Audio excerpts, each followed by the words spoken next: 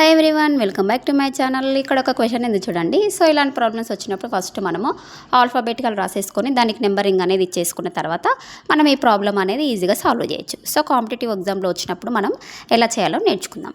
Okay, మనకు alphabetical ఆర్డర్లో ఎం అనే లెటర్కి మనకు నెంబరింగ్ ఎంత 13, నెక్స్ట్ యూ లెటర్కి 21, నెక్స్ట్ జీ లెటర్కి 7. సో 13 + 21 + 7. సో ఇవి ఏం చేయాలంటే అడిషన్ చేయాలి.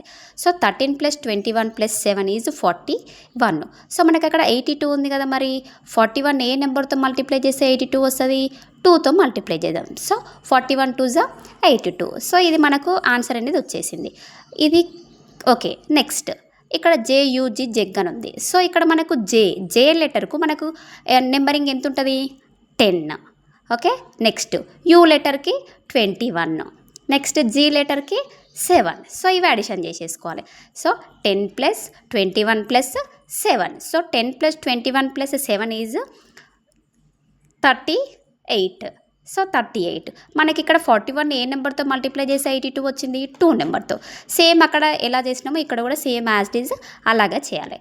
Okay, 38 × 2, 38 2 = 76. So this is the answer. So competitive ఎగ్జామ్లో మనకు ఇలాంటి క్వశ్చన్స్ వచ్చినప్పుడు ఇలా ఈజీగా చేయాలి. ఇలా ఈజీగా చేస్తే మనకు టైం అనేది సేఫ్ అవుతుంది. ఓకే, నా వీడియో మీకు నచ్చినట్టయితే లైక్ చేయండి, షేర్ చేయండి, సబ్స్క్రైబ్ చేయడం మర్చిపోకండి. Thank you.